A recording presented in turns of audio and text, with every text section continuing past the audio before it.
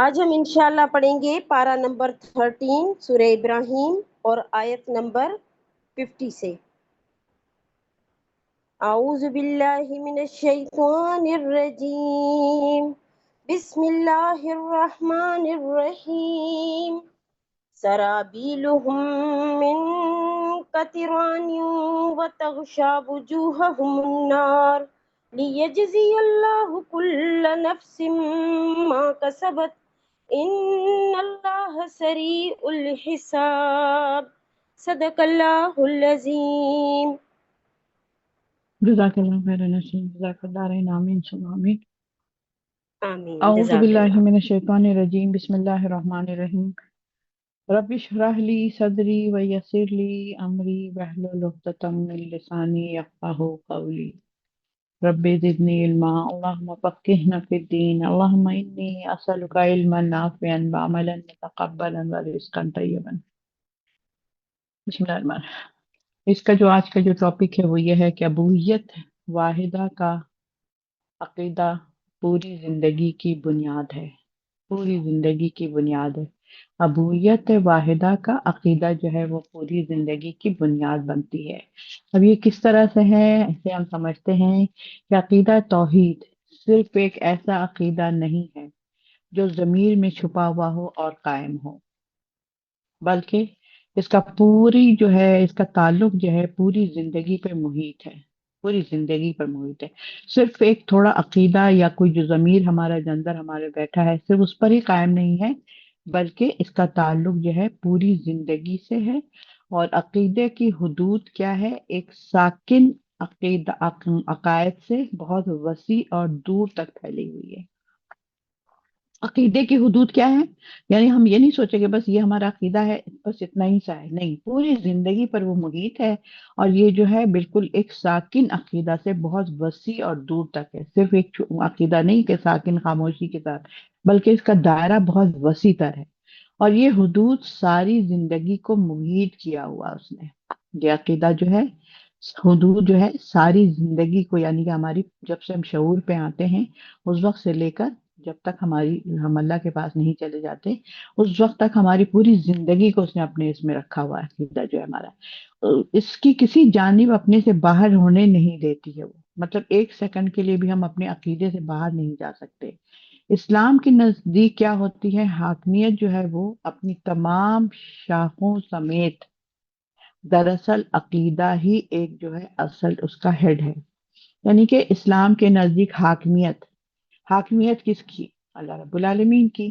تو تمام شاخوں سمیت، یعنی کہ اللہ کی جتنی بھی مطلب اس کے اندر وہ ہے اللہ تعالیٰ کے حکم ہے، احکامات ہیں، حاکمیت ہے، اللہ نے کہا ہے کہ یہ کرنا ہے، اپنا حکم دے رہا ہے اللہ تعالیٰ، حاکمیت اپنی نافذ کرنا چاہ رہا ہے، تو یہ ہماری تمام شاخوں پہ، یعنی حیا بھی اس میں آ جاتی ہے، اور اس کے بعد زندگی گزارنے کا طریقہ بھی آ جاتا ہے، لین دین ہے، معاشرتی ہے، معاشی ہے، سیاسی ہے، ہر طرح کی جتنی بھی زندگی کے اندر ہماری چیزیں ہمیں سامنے آتی ہیں ان ساری چیزوں پر یہ ہمارا عقیدہ محیط ہونا چاہیے۔ اگر ہم ایک پورشن کو چھوڑ دیں، حیا کو چھوڑ دیں، تو حیا تو جب نکل جاتی تو پھر اللہ کے نبی نے کیا کہا کہ پھر جو دل چاہے کرو جا کر، یعنی اگر حیا ہی ختم ہو جائے انسان کے اندر سے۔ ایک چھوٹی سی مثال دے رہی ہوں۔ اسی طرح سیاسی ہے جو سسٹم جو ہونا چاہیے، حکمران کیسے ہونے چاہیے، ان کو کن چیزوں کا خیال رکھنا چاہیے۔ جب اللہ تعالیٰ سورہ حج میں فرماتے ہیں کہ جب اقتدار اللہ تعالیٰ کسی کو دیتا ہے تو اس کو کیا چیز پہلے قائم کرنی چاہیے، اللہ کے کون سے حکم کی سب سے پہلے اس کی پیروی کرنی چاہیے، یہ تک بھی اس کے اندر لکھا ہوا۔ ہم لوگ بار بار میں پڑھاتی ہوں یا سمجھاتی ہوں تو پھر آپ لوگوں کو یاد رہتا ہے، ورنہ یہ باتیں بھول جاتا ہے انسان۔ سورہ حج میں اللہ تعالیٰ کہتے ہیں کہ جب میں کسی کو اقتدار دیتا ہوں، یعنی حاکمیت قائم کرو اس شہر میں، اس جگہ پہ، اس ملک کے اندر، تو حاکمیت کس کی ہونی چاہیے؟ اللہ رب العالمین کی ہونی چاہیے۔ تو پھر اس میں کیا چیز ہے؟ سب سے پہلی جو چیز بتائی ہے اللہ نے سورہ حج میں کہ جب میں کسی کو اقتدار دیتا ہوں تو ان کو کہتا ہوں نماز قائم کرو اور زکوٰۃ کی اس پر چلتے رہو۔ زکوٰۃ اور نماز، اقیموا الصلاۃ و آتوا الزکاۃ، یہ دو چیز سے آپ کا نظام شروع ہوگا۔ اس کے بعد آپ سورہ بنی اسرائیل اٹھا لیجئے کبھی، اس میں آپ دیکھیے گا کہ شروع میں ہی بہت سارے 14 منشور ہیں، اس کے اندر 14 احکامات ہیں کہ جب نظام آپ کو ملے تو آپ نے یہ نظام پورے معاشرے کا درست کرنا ہے۔ اس میں بہت چھوٹی چھوٹی باتیں آپ جب پڑھنا شروع کرتے ہیں تو کہتے ہیں اچھا یہ والی بات ہے، اچھا یہ والی، یہ تو پتہ ہی ہے، یہ تو پتہ ہی ہے، پتہ تو سب کچھ ہے لیکن نظام نافذ نہیں ہے اس طرح کا۔ تو یہ کیا ہے؟ یہ جو عقیدہ ہے ہمارا تمام شاخوں پر، یعنی کہ سیاست بھی ہونی چاہیے، معاشرت کیسے چلنا، معیشت کو کیسے لے کے چلنا ہے، تعلیمی نظام کو کیسے لے کر چلنا ہے، اپنا پورا سسٹم کو کیسے لے کر چلنا ہے، وہ تمام اس کی شاخیں جو ہیں دراصل عقیدہ کے اوپر مبنی ہے۔ اسی طرح جو ہے نا اخلاق بھی پورے کا پورا عقیدے کا معاملہ ہے۔ اخلاق جو ہے نبی صلی اللہ علیہ وسلم کو کیوں بار بار کہتے ہیں کہ آپ اخلاق کے بلند مرتبے پر تھے، آپ اخلاق کے بلند مرتبے پر تھے، یعنی اخلاق ایک مسلمان کا، ایک ایمان لانے والوں کا بہترین اخلاق ہونا چاہیے۔ لیکن ہمیں آج کل اگر ہم نظر اٹھا کے دیکھتے ہیں تو ہم ان سے، غیر مسلموں سے ہم زیادہ مروب نظر آتے ہیں، کیونکہ وہ ہمیں اسماعیل کے لیے کہتے ہیں کہ مسکرائیے، خوش رہیے، ایسے کیجیے ویسے کیجیے، ہم اس سے متاثر ہو جاتے ہیں۔ لیکن اللہ تعالیٰ نے تو ہمیں بھی یہ بات کے لیے کہا ہے کہ تمہارا سب سے بہترین اخلاق ہونا چاہیے، تم ہر ایک کے ساتھ اخلاق سے پیش آؤ۔ کس طرح پیش آؤں؟ جس طرح ہمارے نبی صلی اللہ علیہ وسلم پیش آئے، کیسی چھوٹی چھوٹی ان کے پوائنٹس آتے ہیں ہمارے سامنے کہ آپ صلی اللہ علیہ وسلم نے ایک دفعہ ایسا ہوا تو پھر آپ نے ایسے اخلاق سے پیش آئے، اپنے ایسے اخلاق سے پیش آئے۔ بہت ساری باتیں ہیں جو ہمیں، اسی وجہ سے ہمیں سیرت کا مطالعہ بھی کرنا بہت ضروری ہوتا ہے، کیونکہ سیرت جیسے جیسے آپ پڑھتی ہیں آپ کی اپنی شخصیت میں جو نا نکھار پیدا ہونا شروع ہو جاتا ہے۔ اور جب میں مطلب اس میں ہوا کرتی تھی کراچی میں ایک زمانے میں، اور میں دین کا کام کرتی تھی، تو میں اپنے جو افراد کو میں اپنے ساتھ شامل کرتی تھی، یعنی ان کو کارکن بناتی تھی، تو میں ان سب کو پابند کیا ہوا تھا کہ آپ نے سیرت پڑھنی ہے۔ لیکن کچھ کچھ بہنیں جیسے سیرت نہیں پڑھتی تھیں تو ان کے بات کرنے کے اسٹائل سے مجھے پتہ چل جاتا تھا کہ یہ آج کل سیرت کا مطالعہ نہیں کر رہی ہیں۔ میں ان سے ایسی پوچھتی تھی کہ کیا بات ہے آج کل آپ سیرت نہیں کوئی پڑھ رہی ہیں؟ تو وہ کہتی ہیں آپ کو کیسے پتا؟ میں نے کہا آپ کے باتوں سے مجھے پتا چل رہا ہے، آپ کے کردار سے پتا چل رہا ہے، آپ کے اخلاق سے پتا چل رہا ہے، کیونکہ آپ کا اخلاق جو نا پہلے جیسا نہیں ہے، یا پہلے جیسی وہ بولی ہاں یہ تو بات ہے کہ نبی صلی اللہ علیہ وسلم کی باتیں پڑھنے سے ہمیں ہمارا اخلاق بھی تو کیا چیزیں ہوتی ہیں؟ یہ اخلاق جو ہے نا پورے کا پورا ایک عقیدے کا معاملہ ہے، یہ ہمارا اخلاق۔ اس لیے ہمیں اخلاق کو اپنے لیے بہتر کرنے کے لیے ہمیں سیرت کا مطالعہ کرنا بہت ضروری ہے۔ اسی طریقے سے طریقہ حیات جو ہے وہ بھی اخلاق پر محیط ہے، ٹھیک ہے؟ طریقہ حیات یعنی ہماری زندگی گزارنے کا طریقہ حیات کیسا ہونا چاہیے؟ اخلاق پر مبنی ہونی چاہیے۔ اخلاق اگر اچھا ہوگا تو آپ تو ہر فرد سے بات کرنا ہے نا، اپنے دوسروں کے ساتھ اپنا رشتہ جوڑنا ہے نا، یہ ہمارا ایک پورا اس طرح کا نظام ہوتا ہے نا، اجتماعی نظام ہوتا ہے۔ مسلمان تو بھائی بھائی ہیں آپس میں نا، تو ہم سب ایک دوسرے کے ساتھ ہوں گے، تو پھر اس کے لیے ہمیں سب سے پہلی کس چیز کے لیے ضرورت پڑے گی؟ اخلاق کی۔ آپ کا بات کرنے کا طریقہ، آپ کا ہر چیز کا اخلاق جس سے بھی کہتے ہیں وہ عقیدہ سے ہی نکلتا ہے، ٹھیک ہے؟ اسی طرح بالکل اسی طرح وہ رسوم جو ہے یا قوانین پر بھی وہ مشتمل ہوتا ہے۔ رسم و رواج جو ہے اللہ نے جو رسوم بتائے ہیں کہ کیا کرنا ہے، کس وقت کیا، جیسے کہ فرض کریں ہم لوگ کہتے ہیں کہ بھائی رسم ہے ہمارے ہاں کی نا، شادیوں کی رسم ہے یا ہمارے میت ہوتی ہے تو اس کا رسم یہ ہے کہ ہم یہ 40واں کرتے ہیں، ہم جمراتی بناتے ہیں، ہر جمرات کو کرتے ہیں، ہم پتہ نہیں کیا کیا کرتے ہیں بہن۔ تو یہ بھی رسوم بھی کہاں سے آ جاتی ہیں؟ یہ بھی اس کا بھی قانون ہونا چاہیے کہ اللہ نے کیا بتایا ہے، اللہ کا مطلب ہے کہ اللہ کے نبی نے کیا کر کے دکھایا ہمیں کہ جب کسی کا انتقال ہو تو تم کیا کرو۔ ان کے گھروں میں کیا ہوتا تھا اس وقت جب صحابہ جو ہے دنیا سے جاتے تھے، نبی صلی اللہ علیہ وسلم کی ازواج مطہرات گئی ہیں، حضرت خدیجہ گئی ہیں ان کے سامنے، اور بھی بہت سارے لوگ ہیں، ان کے چچا ہیں اور چچا بھائی ہیں، تو آپ علیہ وسلم کا کیا طریقہ کار تھا یہ بھی ہمیں دیکھنا پڑے گا۔ تو اس کے لیے کیا ہے؟ وہی بات ہے کہ رسول کو بھی ہم نے قوانین پر مشتمل ہونا چاہیے، یعنی اللہ کے قوانین کے مطابق اللہ کے نبی نے ساری باتیں بتا دی ہیں، اس کے لیے ہم لوگ جو ہم پڑھاتے ہیں اکثر لوگوں کو آداب زندگی، یعنی طریقہ زندگی، زندگی گزارنے کا طریقہ، سفر کیسے کرتے ہیں، اچھا سڑک پہ کیسے چلتے ہیں، واش روم کیسے جاتے ہیں، کھانا کیسے کھاتے ہیں، سوتے کیسے ہیں، اٹھتے کیسے ہیں، آداب سلام کیسے کرتے ہیں، غم کیسے مناتے ہیں، خوشیاں کیسے مناتے ہیں، جب کسی کا انتقال ہو جائے تو کیسے کرتے ہیں. مطلب ایک ایک بات کو ایک کتاب میں سمک کر دیا گیا ہے، جو ہم لوگوں کی بہت ساری بہنوں نے یہ پڑھا ہوا ہے، جو ہمارے ساتھ جڑی ہوئی لوگ ہیں، تو یہ ہم سب کو پڑھاتے ہیں. تو پھر کیا ہے، یہ بھی ہمارے ایک قوانین ہیں جو رسوم کو لے کر چلتی ہے، وہ بھی ہمارے ایک عقیدے پر منحصر ہوتی ہے. اچھا، مقصد عقیدہ کی اہمیت کیا ہے؟ اس کا ہیڈنگ ہے مقاصد عقیدہ. عقیدے کی اہمیت کیا ہے؟ جب تک عقیدے کے مقاصد کو معلوم نہیں کیا جائے، یعنی آپ کا عقیدے کا مقصد کیا ہے، آپ کا کون سا عقیدہ ہے، اگر عقیدہ ہے تو اس کا مقصد کیا ہے، عقیدہ مقصد معلوم نہ ہو تو ہم اس وقت تک قرآن کے مقصد کو نہیں پا سکیں گے. سمجھ آئی؟ جب تک، میں دوبارہ بولتی ہوں، جب تک عقیدہ کے مقاصد کو معلوم نہیں کیا جائے ہم اس وقت تک قرآن کے مقاصد کو نہیں پا سکتے. سارا دین لا الہ الا اللہ محمد رسول اللہ پر مبنی ہے، اسی شہادت پر مبنی کہ ہم پہلے شہادت دیں. ٹھیک ہے، تب ہمارا عقیدہ جو ہے پتا چلے گا کہ آپ کس عقیدے سے تعلق رکھتی ہیں. میں مسلم ہوں، میں لا الہ الا اللہ ہوں، مطلب میں کہتی ہوں لا الہ الا اللہ، میرا کلمہ ہے، میں گواہی دیتی ہوں. اسی طرح ضروری ہے کہ ہم خدائے واحد کی عبادت کے مطلب کو سمجھیں کہ وہ اللہ کی پوری اطاعت کا نام ہے. اللہ واحد کی عبادت کا مطلب، جب ہم نے کہہ دیا لا نہیں ہے کوئی الہ سوائے ایک اللہ کے، تو پھر ہم نے کیا کرنا ہے، اسی کی عبادت کو کرنا، اسی کی عبادت کرنی ہے. تو عبادت کا مطلب کیا ہے کہ وہ اللہ کی پوری زندگی، پوری چیزوں کا، پوری اطاعت کا نام ہی وہ عقیدہ ہے. صرف اوقات نماز میں نہیں ہے اللہ ہمارے پاس، بلکہ زندگی کے ہر معاملے میں اللہ ہمارے پاس ہے. ابھی نماز ہوتی ہے، ہم نے سر پہ خوب اچھی طرح دوپٹہ پہنا اور سب کچھ کیا، نماز ختم ہوئی، پیچھے سے دوپٹہ سرکا دیا. اذان ہوئی، جلدی جلدی پوری محفل میں لوگوں نے سر پہ دوپٹہ ڈالنا شروع کر دیا، جیسے ہی ختم ہوئی اذان فوراً پیچھے سے سر پر سے دوپٹہ کھول دیا. تو یعنی کہ وہ اذان کے وقت میں اللہ میرے ساتھ ہوتا ہے یا نماز کے وقت میں میرے ساتھ ہوتا ہے، باقی وقت میں ہم آزاد ہیں. جہاں نماز جیسے ہم نے لپیٹی تو یعنی کہ ہم نے ساری چیزوں کو لپیٹ کے ایک طرف کونے میں رکھ کے چھوڑ دیا. اب باقی ہم شتر بے مہار ہوں، جیسے کہ بس ہماری جو مرضی ہے ہم ویسے کر سکتے نہیں.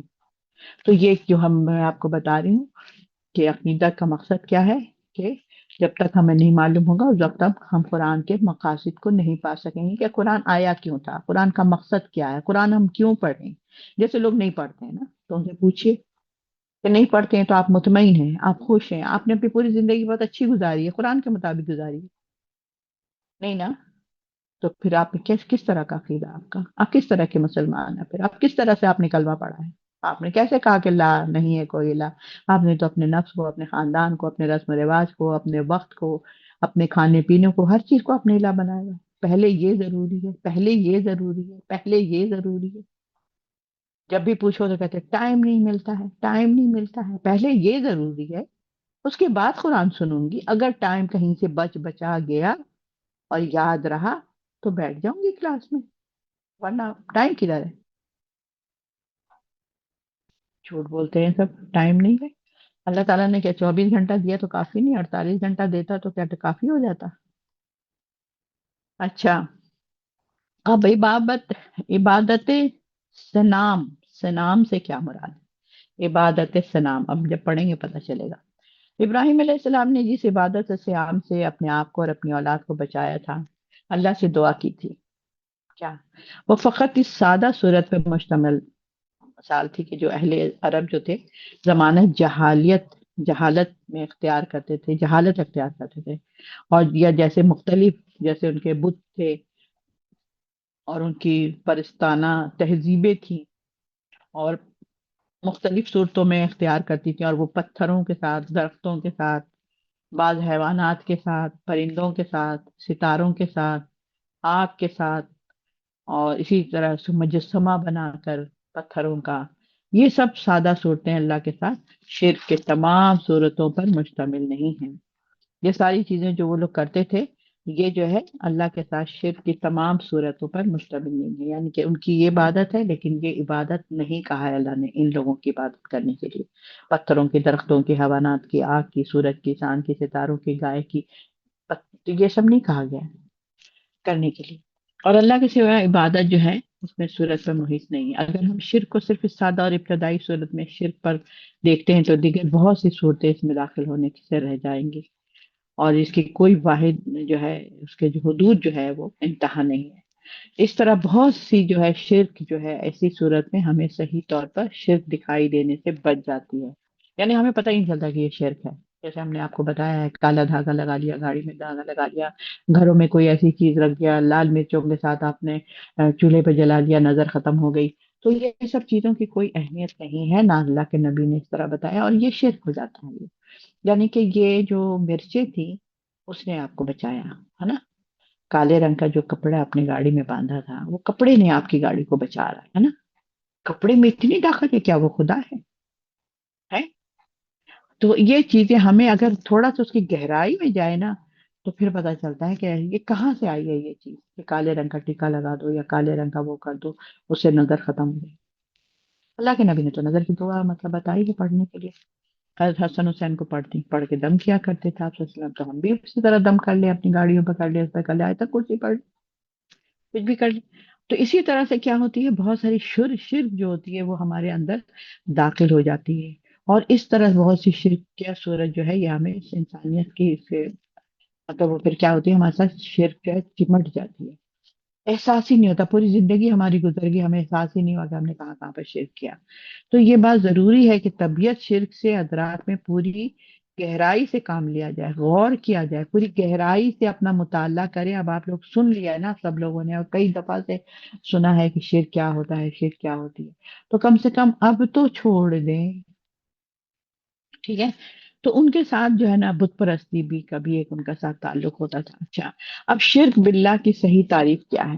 اصل میں ہم نے ابھی جتنی بھی آپ لوگوں کو سامنے آیتیں پڑھی ہیں پچھلے ایک ہفتے 10 دن سے یا جتنے بھی دنوں سے، تو اس کے اندر یہ جو ساری چیزیں تھی شرک کے بارے میں بہت زیادہ بتایا گیا ہے، اس لیے میں ابھی آپ کو شرک کا اور اس کا بالکل لاسٹ اب میں اس کو مطلب اس کو سمپ کر رہی ہوں، ایک طرح سے سمجھو کہ ہم نے اتنے دنوں میں جتنی بھی آیتیں پڑھی۔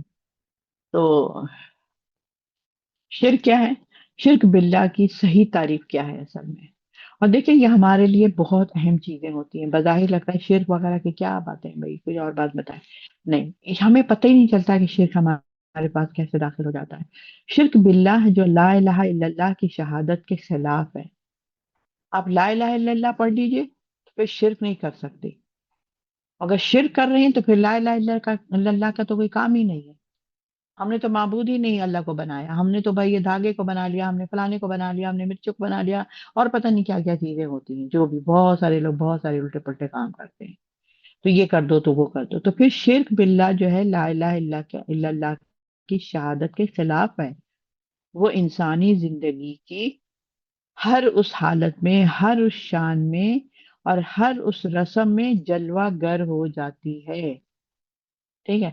تو جس میں کیا ہے، اطاعت خاص اللہ واحد کے لیے پھر وہ نہیں ہوتا ہے، بلکہ وہ ہمارا ایک مطمئن ہونے کے لیے ہم کرتے ہیں۔ ایک بڑا شرک ہے جو انسانی زندگی کے بعض معاملات میں تو اللہ کی جو اطاعت اختیار کرتے ہیں، جبکہ دوسرے معاملے میں وہ غیر اللہ کی اطاعت کر رہا ہوتا ہے۔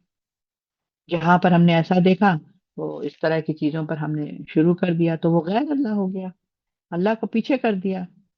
تو یہ کیا ہے، قرآن نے جو بار بار اطاعت، قرآن جو ہے بار بار جو کہہ رہا ہے یقون الدین اللہ، یعنی دین کیا ہے، اللہ کا ہے، اس کا مطلب کیا ہے، یہی کہ ہر کام میں اطاعت فقط کس کی ہوگی، اللہ سبحانہ تعالیٰ کی ہوگی، ہر معاملے میں۔ یہ اس سے ہمیں شرک کی صورت اور حقیقت کو سمجھنے میں مدد ملے گی۔ تو مجھے امید ہے کہ ہم لوگ جتنا اتنے دنوں سے قرآن پڑھ رہے ہیں، سمجھنے کی کوشش کر رہے ہیں اور اس کو اپنے عملوں میں بھی اتارنے کی پوری کوشش کر رہے ہیں، تو مجھے نہیں لگتا ہے کہ کوئی ایسی بہنیں ہوں گی جو ابھی تک اس قسم کی، جو واحد قسم کی، جو خرافات قسم کی، جو شرکیہ کام ہوتی ہے وہ کر رہی ہوں گی، یا اگر کوئی کر رہا ہے تو وہ بتائے کہ ہاں مجھ سے تو، میں تو یہ کر رہی، مجھے پتا نہیں تھا، تو کیا یہ بھی شرک ہے؟ تو پھر کیا یہ بھی شرک ہے؟ اس کے لیے بھی ہم کسی وقت انشاءاللہ جب ہمارا پروگرام ختم ہو جاتا ہے تو آپ لوگ بات کر سکتی ہیں۔ اسی طرح سے مراثی عبودیت اور شورائے عبادت، تو یہ جو ہے بہت سی صورتوں میں فقط ایک صورت ہے کہ انسانی زندگی میں موجودہ مثالیں ہمیں بتاتی ہیں، پتہ چلتا ہے کہ انسان کی طبیعت میں شرک کتنا گہرا اثر رکھتی ہے، کتنا گہرے طریقے سے انسان کے اندر چمٹا ہوا ہے۔ وہ بندہ جو اعتقاد ابویت کے ساتھ خدا کی طرف متوجہ ہوتا ہے، پھر وضو، طہارت، صلاۃ، صوم، حج وغیرہ دیگر مراسات عبادت میں بھی اللہ کی اطاعت کرتا ہے، مگر وہ اپنی اجتماعی قیمتوں اور میزانوں میں کے تصور کو کی اصطلاحات کی پیروی کرتا ہے جو غیر اللہ نے گڑی ہو۔ وہ سب ٹھیک ہے، نماز پڑھ لیا، حج کر لیا، عبادت کر لیا، وضو کر لیا، ہے نا، اور سیدھے ہاتھ پر سوئے اور ایسے پڑھ لیا ویسے پڑھ لیا، لیکن بعض جو ہے نا وہاں پر آ کے جو تصورات ہے ہماری غیر اللہ کی گڑھی ہوئی تصورات، جیسے کہ قبروں پہ جانا بھائی مست ہے جی، جانا ہے جمعرات والے دن جانا ہے جی، اس کا زیادہ اجر ملتا ہے، وہاں پر ہم نے چادر بھی لے کر جانا ہے جی، ہم نے پھولوں کی بھی چادر ڈالنا ہے وہاں پر۔ یہ کیا ہمارے ہر طرف ہمیں چاروں طرف نظر نہیں آتا اس طرح کی چیزیں؟ ابھی تو مجھے اتنی ساری چیزیں یاد نہیں آ رہی ہیں ذہن میں، نہیں تو میں ایک ایک چیز کی اگر یہاں پر شروع کر دوں تو پھر آپ لوگوں کے پاس بھی 10 10 باتیں ہوں گی۔ تو اسی طرح اپنے ہمیں جو ہے نا یہ سب چیزیں ہمیں دیکھنا پڑے گا، یہ رسوم، یہ عادات، یہ اللہ کے شرع قانون کے خلاف ہوتی ہیں، تو یہ بندہ یقیناً شرک کو بہت ہی خاص حقیقت میں اختیار کیے ہوئے ہے، خواہ وہ کتنا ہی بڑا مومن ہو یا مسلم ہو یا حاجی ہو، اور یہ شخص لا الہ الا اللہ محمد رسول اللہ کی شہادت کے خلاف عمل پیرا ہے، یعنی کہ ایک خدا آپ نے لا الہ الا اللہ کو بنایا ہوا اور دوسرا خدا آپ نے اپنے شرک کو بنایا ہوا ہے، اس کی پیروی کر رہے ہیں نا، جیسے ابھی ہم نے بتایا تھا اس میں کہ ہم پھر اس کی پیروی کر رہے ہیں نا، اپنے شرک کی پیروی کر رہے ہیں، تو آپ کا الہ کہاں گیا پھر؟ وہ پتہ نہیں کہاں چلا گیا۔ اسی طرح اب اچھا میں بتاتی ہوں، چھوٹی سی مثال یاد آ گئی مجھے، نماز پڑھتے ہیں ہم لوگ، ٹھیک ہے، فرض کریں کوئی نماز پڑھا، بہت جلدی جلدی نماز پڑھا، تو اس کمرے میں کوئی آ جاتا ہے، وہ بھی آپ کے ساتھ جائے نماز بچھا کے کھڑا ہوتا ہے، اب آپ کیا کرتی ہیں؟ آپ اپنی نماز کو تھوڑا سا روک لیتی ہیں، مطلب جتنی فاسٹ پڑھ رہی تھی نا آپ، تھوڑا سا آپ کو شرم آئی کہ ابھی تک تو وہ پہلی رکعت میں ہی ہے اور ہماری تو تیسری شروع ہو چکی ہے، تو آپ کو احساس جب ہوا تو ہم نے اپنی نماز روک لی، تو یہ کیا کیا آپ نے؟ اللہ سے ڈری ہیں اس بندے سے؟ سوچنے کی بات ہے نا میری پیاری بہنوں۔ تو ہم کبھی کبھی لوگوں کو دکھانے کے لیے اپنی وہ حالت کو صحیح کر لیتے ہیں، یا پھر ہم بازاروں میں جاتے ہیں یا ہم کہیں جاتے ہیں، اکثر ہماری دوستیں مل جاتی تھی راستے میں، تو وہ کیا ان کے سر پہ بھی دوپٹے نہیں ہوتے تھے، عبایا بھی نہیں ہوتا تھا، تو جیسے ہی ہمیں دور سے دیکھتی تھی وہ جلدی سے اپنے دوپٹے کو صحیح کرنے کی پوری کوشش کرتی تھی، اور وہ نہیں چاہتی تھی کہ میری ان کے ساتھ مت بھیڑ ہو جائے یا ہم ایک دوسرے کے آمنے سامنے کھڑے ہوں گے۔ تو یہ کیا آپ مجھ سے ڈر رہی ہیں؟ یہ بندے سے ڈر رہی ہیں آپ؟ تو پھر آپ نے خدا کو تو ایک سائڈ میں کر دیا نا، اور آپ اس کو خدا بنا دیا، آپ اس سے ڈر رہی ہیں۔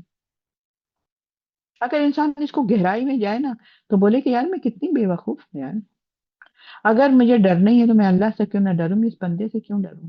اس لیے ڈروں گی کہ وہ جا کے سب کو بتائے گا کہ اس کو میں نے اس حلیے میں دیکھا تھا جبکہ یہ قرآن کی کلاس میں بیٹھتا ہے ہمارے ساتھ، اور ابھی بھی اس میں بھی بہت ساری مجھے اندازہ ہے کہ کچھ بہنیں ایسی ہوں گی جو اسی طرح پھرتی ہوں گی۔